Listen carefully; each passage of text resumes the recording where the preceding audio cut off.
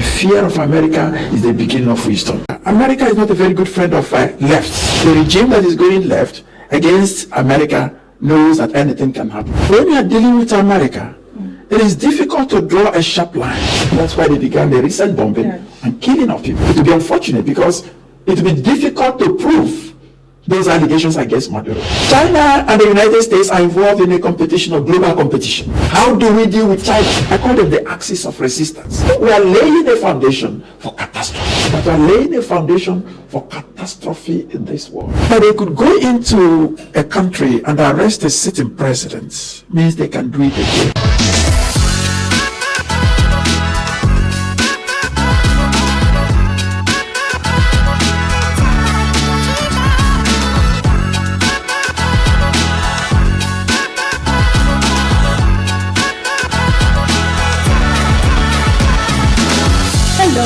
My name is Melvis Ugo, and I am a conversationalist. We are here again today at the COOU Podcast Studio. COOU Podcast Studio is an initiative of the current administration of Chukwuemeka Odumegwu Ojukwu University, Anambra State, Nigeria, ably led by the amiable Professor Kate Azoka Omenoha, built on the 3 V's trajectory: values, viability, and visibility.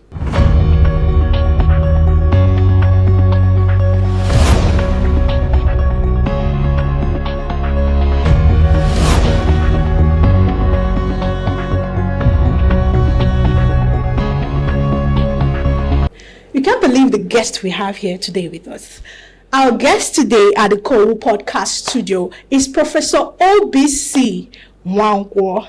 I'm sure you've heard a lot about him, and I'm very excited to be here with him today. I can't wait to make all the introductions, but I'll be making a very little of it, and we will leave the stage for his mind-blowing answers to us today. So, Professor O.B.C. Nwankwo. He's a professor of political science here at Chukwuemeka Odumegwu Ojukwu University, Anambra State, Nigeria. He is an internationally trained scholar with academic roots spanning through Rome, University of Nigeria, and Nsukka, and Germany. He has served as the former head of department political science and as well the dean of Faculty of Art and Social Science, with published works, several international referenced books, and as well with works spanning through comparative and international politics, governance, and security studies. I would go on and on telling us about Professor O.B.C. Nwankwo, but we would leave that to him, and I know you can't wait to listen. Thank you very much. Prof, good morning, sir. Thank you for having me. Thank you. It's such a grace to have you here in our studio with us. Thank you. So, if you don't mind, you can just tell them the things I've not said already. Oh, you've said everything. I bet I have. I call myself a teacher. A teacher at Chukwuemeka Ojukwu University. Yes, sir. It's been here since 2005, precisely. Wow. So I have spent 2 decades in this university. Okay. And it's a pleasure being here. Thank you so much. You've said everything that is necessary. Thank you so much, sir. Thank you very much. All right, sir. We appreciate the humility. We know you're just being humble with us. Okay, sir. To set the stage for our listeners and everybody who is eager to hear from you today, how would you describe the historical and political context of the ongoing tension between the United States and Venezuela? Thank you. I think it's an important question. You know, the tensions, what we are experiencing today, has a long history. Yes. And that history is important, both political, in order to understand what is happening today. It is a history rooted in ideological differences, rooted in economic issues, rooted in political and strategic issues. Now, when Venezuela, at the beginning of it all, particularly after the 1958 end of dictatorship in Venezuela, Venezuela was very pro-West. And that political context is very important to understand what is happening today. It was pro-West, was pro-America, and was democratic in nature. That trajectory continued for quite some time. But there are a lot of challenges that came with it towards the end of that very regime until Hugo Chavez came to power. How did Hugo Chavez come to power? Simple, because there was a political crisis, economic decline, and the people inside them, that's the domestic politics of Venezuela, made it possible for Hugo Chavez to come to power and went left. That's why I said ideological issues. Okay. Now, as if you understand America, America is not a very good friend of lefts. Yeah. That means socialism. Hugo Chavez went socialist and used anti-American sentiments to be able to mobilize support for his regime successfully, very well. And that was the beginning of the rift between U.S. and Venezuela. Okay. But Hugo Chavez was able to manage that relationship despite everything. Even attempts around 2002 to overthrow him, a coup in 2002, which Venezuela blamed on the United States. Yes, United States may have denied it and continues still today to deny it, but you will easily understand that the regime that is going left against America knows that anything can happen. Yeah. So certainly it was blamed on him, and but despite everything, Hugo Chavez was able to stick to power until 2013 when he died. Now, that is when it took another trajectory. In 2013, when Hugo Chavez left office, Maduro came to power. Now, Maduro came to power at a time of economic crisis. Maduro came to power at a time it was a struggle for power. You know, particularly when there is a change. This is somebody, Hugo Chavez was loved by his people. Yes. Now, who puts his feet into the shoe of Hugo Chavez became a problem. And Maduro came to power.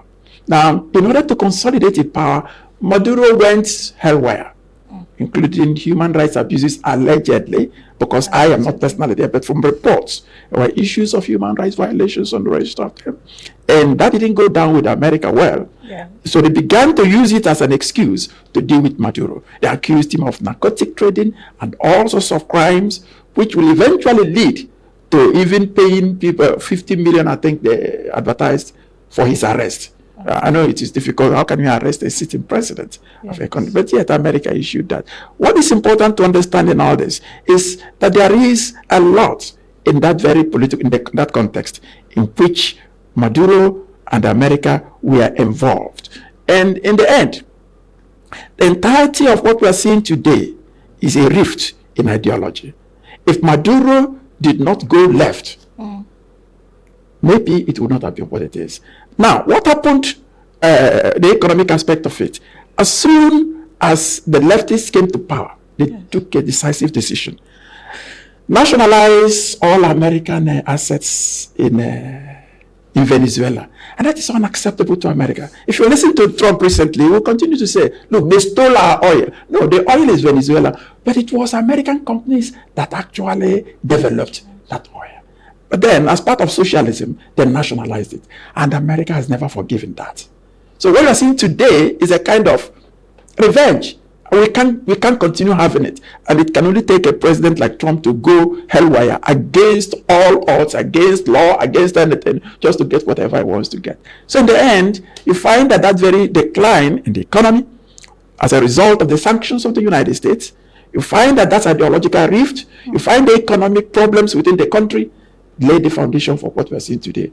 Finally, that question of America stepping in to pick up Maduro. Okay, sir. That's very inciting. I was not taught this in my history class.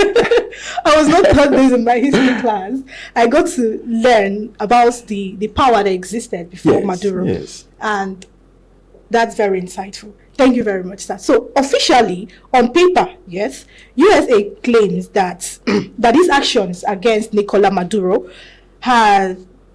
is framed around drug trafficking and terrorism. But from your perspective, how much of this is about law enforcement and how much is driven by the political borders of strategic interest? See, it will be, when we are dealing with America, it is difficult to draw a sharp line between law enforcement and strategic interest. Okay. American strategic interests are always framed in the context of law enforcement. And there is no law enforcement America engages in that is not rooted in strategic interest. So it's difficult to draw a sharp line. However, if you listen to the President of the United States, it is about narcotic trades. It's about criminal activities, which of course America says it is dealing with, that led to even lawlessness at the Venezuelan seas. Yes. Now, what is important is that law enforcement, yes, within the United States law, a lot of things that Maduro has been accused is chargeable. And they want to enforce that very law. They want to enforce the law on narcotics, and that's why they began the recent bombing and killing of people. They want to enforce the law on the fact that the sanctions have been made, and then you must obey that sanction. That is law enforcement. Now, whether they're right or not is a different cup of tea. Now, they want to enforce that very law. So you have been sanctioned, and that is why they began the seizure of tankers that are coming, including selling the oil, which did not begin today. It has been on. It has been on. In one word, that they will seize one vessel and sell the oil. And in the pretense, they say, okay, we sell it and give it back to the people of Venezuela or whatever. So, in that sense, you can call it law enforcement. But law enforcement outside the context of what international law permits. Something may be a criminal offense within the United States law, but that doesn't permit you to use it to enforce law on international center stage. However, strategic interest, whatever United States is doing, just like I said, it may not be even these very things, all these accusations of narcotic trades or whatever, may be a small scream. We are waiting to see what comes out from New York trials. It will be unfortunate because it will be difficult to prove those allegations against Maduro. Like I said, they are just like small screen to deal and ensure their strategic interests. And what are those strategic interests? After these people have gone left, Venezuela has gone left, nationalize the assets of the United States and whatever, they aligned with Iran, with China, with Russia, and these are key rivals of the United States. The Western Hemisphere should ordinarily be the dominant area for the United States. So with this alliance, it created room for China, Russia, Iran to play a role within the Western Hemisphere. And that is unacceptable to America. Very unacceptable.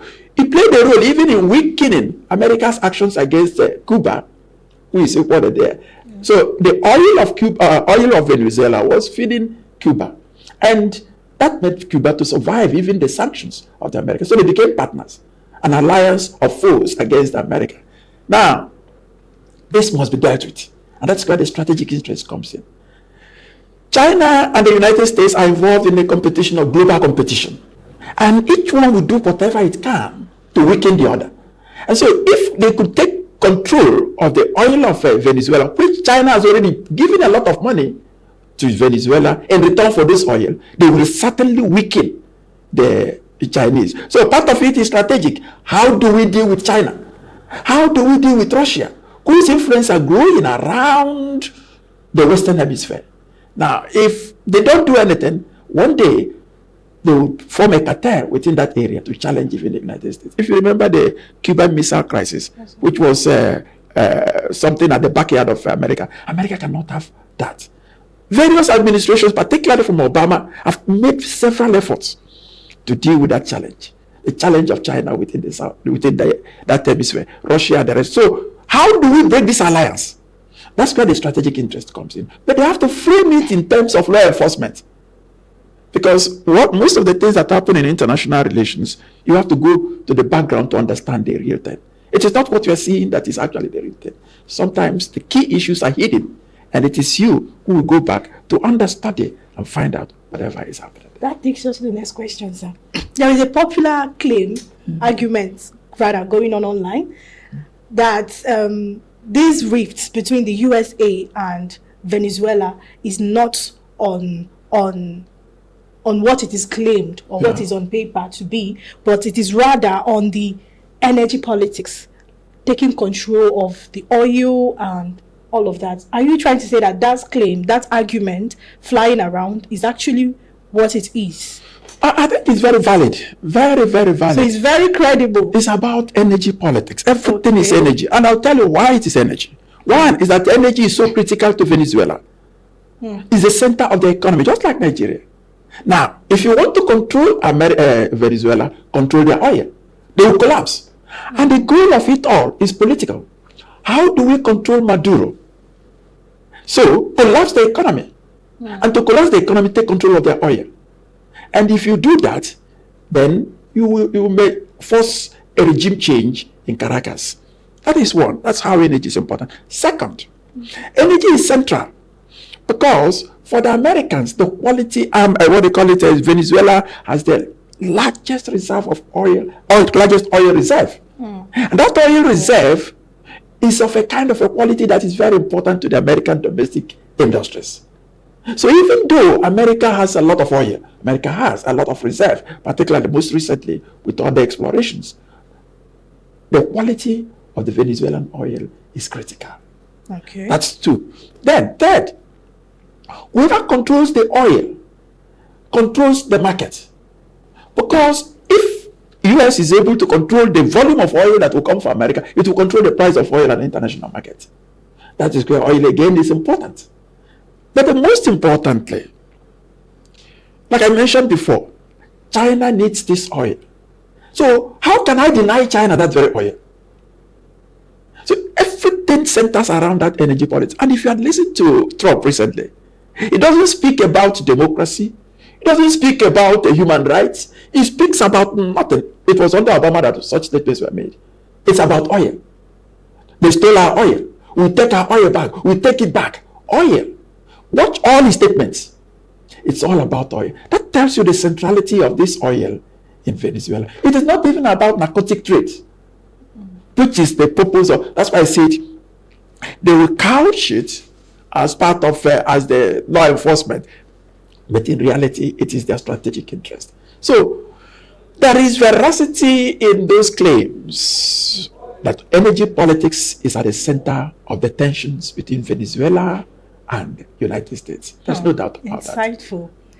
So, sir, before 3rd January 2026, what has the oil relationship or oil politics relationship been? What has it been like between the USA and the Venezuela? Now, over the years, US has used sanctions. Before, if you watch the trajectory to tell you how important their oil is, they began sanctions, targeted their sanctions here and there. They did not include oil. Until it became so obvious that they are going away from the influence of America. Then they targeted the oil.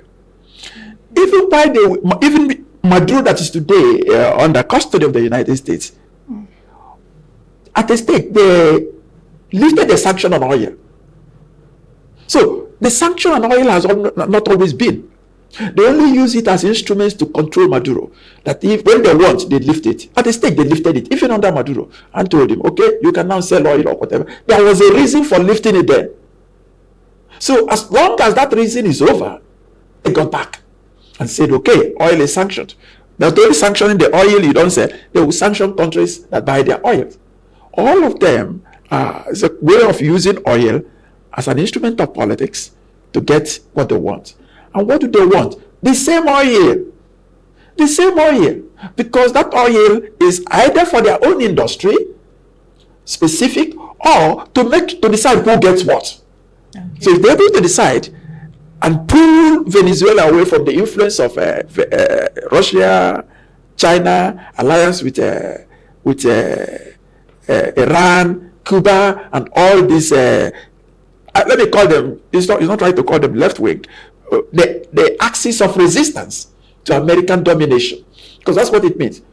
The axis of resistance to American domination, whether it is China, Russia, Iran, Cuba, and a number of other countries that are resisting American dominance in the world. I call them the axis of resistance to American domination. That America wants to dominate, that is real politics. So if you put a situation, if you're able to control the oil, and lift sanctions on the oil, when you, as a way of a kind of a carrot to bring them back, and it fails to bring them back, what do you do next? You reimpose. And the consequence, that's what we're having. Catastrophic consequences for the people. Okay. So. Catastrophic. Okay, so, but given that Nicolas Maduro is not the elected president, or let me say the democratic president of Venezuela, what do you have to say about the arrests, the U.S. arrests of Maduro on the Venezuela soil? What do we call it? Is he an international system overreach, or do we still say they are doing the right thing? It would be wrong to say that Maduro is not the elected president. He is the elected president. Look at the trajectory. In 2019, there was an election. Yes. And in that election, the opposition claimed to have won. Opposition claimed to have won. United States gave their support to the opposition. Okay. And is a kind of a parallel government when there was a government. It's an overreach. Not even in the case of Nigeria. Yes, the election may have been rigged. If an election is rigged, then the most likely thing you are going to find is that once the body that declares the election declares, you can go on with sanctions. You cannot say he's not elected. He has been elected by the people, at least by law. We must respect that. International order demands that we respect that. You can use other means, but not to go and seize a government, a president, a sitting president. What is happening? Many people are not seeing what is happening in the right light, that we are laying a foundation for catastrophe in this world of lawlessness. And yes, some people will rejoice at it. Some people will be very happy that Maduro is gone. Some people will be very happy America has come to their rescue, just like what is happening in Iran now. That people are expecting America to intervene. Just like even in Nigeria, that many people are happy that America will intervene or has intervened. Or we are laying a foundation for catastrophe. We are happy, including myself. But I know we are laying a foundation for catastrophe internationally. So Maduro is elected and going into a sovereign nation without his permission, going in at all without their permission, is an overreach. It's an overreach. Not to talk of arresting a sitting president. Of course, America has done it before. They've done it before. With Rodrigo, they have done it before, and now they are doing it, and it's a kind of impunity. What we are tending towards is power politics. As long as you are strong, you get whatever you want. Okay. And when the international politics gets to that very stage, then international relation has collapsed. It's a question of survival of the fittest. And I'm sure those of us in these small countries have no choice, including those of them in Latin America. What is coming to them is anybody's guess. That takes us to the next question, sir. What do you think, this USA versus Venezuela rift, what do you think the implications will become on the global south? Well, as you already see, particularly under this current administration of President Trump, it is an administration that gets what it wants no matter how. That they could go into a country and arrest a sitting president means they can do it again in any country in the South. Okay. And what is the implication? The implication will be that those countries now will be struggling to arm themselves to the teeth. Okay. Because they are afraid it might be them next. Look at what it has done within that Western Hemisphere. The people of Latin America are divided. While Argentina is clapping, Brazil is crying. So it has turned that area into two. Those in support, those against. So on the entire global south, what is going to happen is that it will be fear of America is the beginning of wisdom. And therefore the concept of state equality of states at the international stage is just not completely destroyed. So we should expect more to come. Well, let us hope that reason will eventually prevail. If you watch again, I think the President Trump is quite sensitive, or I think he's aware of that. Look at what he has already done. One of his opponents is Colombian president. Okay, and recently, and most recently, he had to invite him to the White House. It's a kind of lobbying. Because if they will be able to galvanize and pull themselves together as a force, it will destroy Latin America. So we are going to expect more or less, really more, but Trump is being careful. That is why, if you listened again to him yesterday, he says, yes, he's being very careful. He's being careful because it's an overreach that is not acceptable even to his allies in entire European countries. Nobody accepts his position. If you listen to the British Parliament, there are discussions there, outright condemnation, because it's a terrible situation. Now, what happens in the end? What is happening in Iran? In Iran, he wanted to attack Iran, but I bet you he may not do that. He may not do that because that same overreach, which is sensing now, it will fire back. But of course, nobody predicts Trump. That's it. Nobody predicts him. He can decide tomorrow to do whatever he wants to. But I don't see him doing that. So in the end, I don't expect more of such because one is already too much to arrest a sitting president for whatever the allegation is. Corruption, human rights, or whatever. If you arrest him, then be ready to arrest the next. And by the time you begin to arrest, the international community collapses. And when it collapses, America will be the greatest loser. That's the irony. If the international system that America under Trump is destroying, if it collapses, America will be the greatest loser. Because they will always cite international law to hold everybody in check. Although they don't call it international law nowadays, they call it rule-based international order, which are not the same thing. That means the laws, as we have made them, everybody must comply. And if you want people to comply with what the law says, you must lead by example. And when that fails, then the system has collapsed. And when the system collapses, for those of us in the third world countries, we want the system to collapse. If it collapses, maybe survival of the fittest will come somehow close to what, maybe struggle and get something better than what we have. No international law was made with us. We saw it, we met it, and we started abiding with it. Even when some of them are completely against us, we obeyed them, and they use it to hold us down. I tell my students a story of how I came in and witnessed during the essential commodity days. And there's a lineup of people just waiting for a few goods to be sold to them at controlled price. Now, one man that is standing somewhere in the front had to come and tell people, please be orderly. If you people are orderly, everybody will get this thing and will go. Why is he doing that? Because no matter how you share it, he's in an advantage to get his own. Even when he knows that what is there will not go half the way of the people. Now, supposing you are the one standing at the very back, will you be like, you will not like order. Yes. You wish that a trailer will come and scatter everything so that maybe you will jump and get to the front. Yeah. So why am I saying that? International order is critical for those who are benefiting more from it, and including America. And so anytime there is a failure of the international system, there is chaos. They will lose.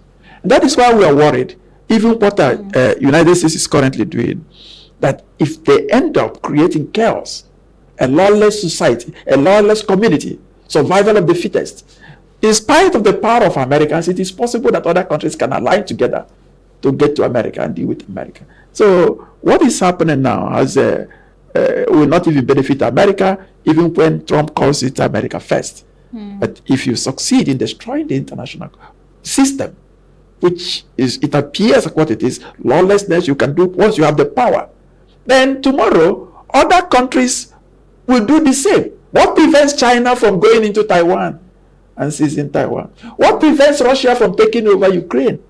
Because they are within their areas of influence or whatever. So when lawlessness takes place, we should be very careful in praising it, no matter what the issues are.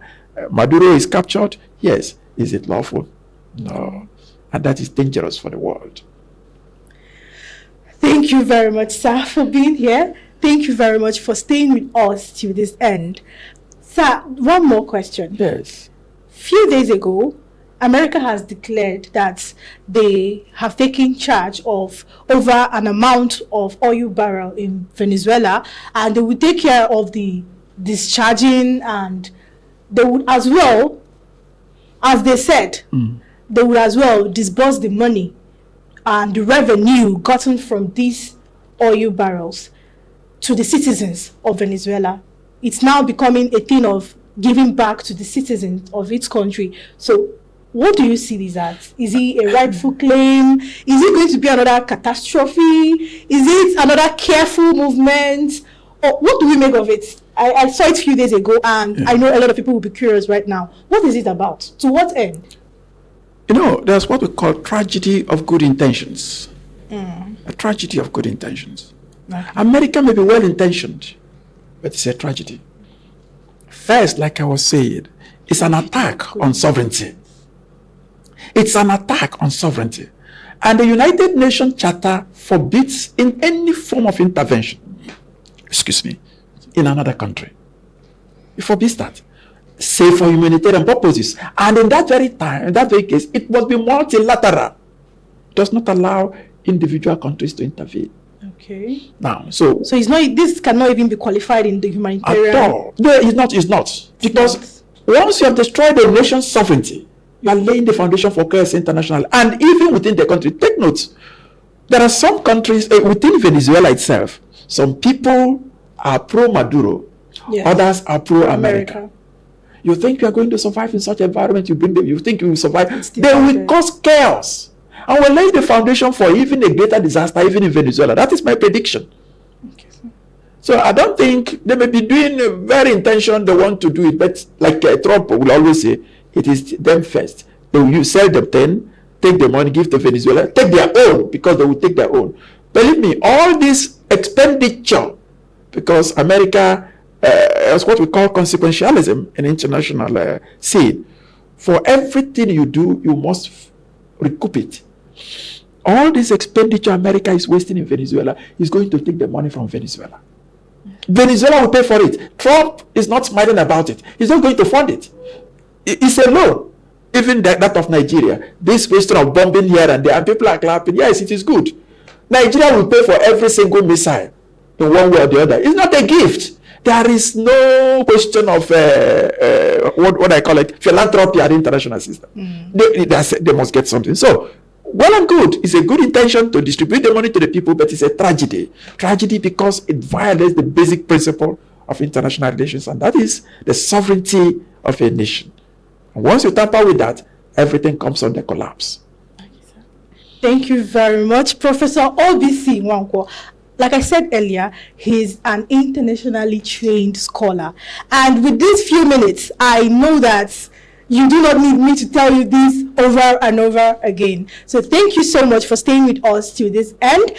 Keep watching COOU. Prof, sir, with this kind of conversation going on in this COOU podcast studio, what do you have to tell people? Do they need to keep watching? Should they stop watching? Because I know a lot of people follow your step. So if you tell them to stop watching, they won't stop watching. How can they stop? This is your university. And it's not just about the university.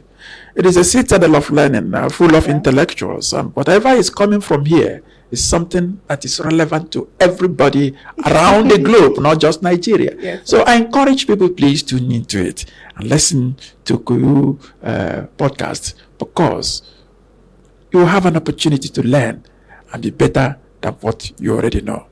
So in other words, keep watching COOU. Please go ahead, follow us on TikTok, on Instagram, subscribe to our YouTube channels. And there is more from where this came from. And we can't wait to unveil a lot of mysteries and perspectives in life-changing conversations. Thank you very much for staying till this end, and we look forward to seeing you next time.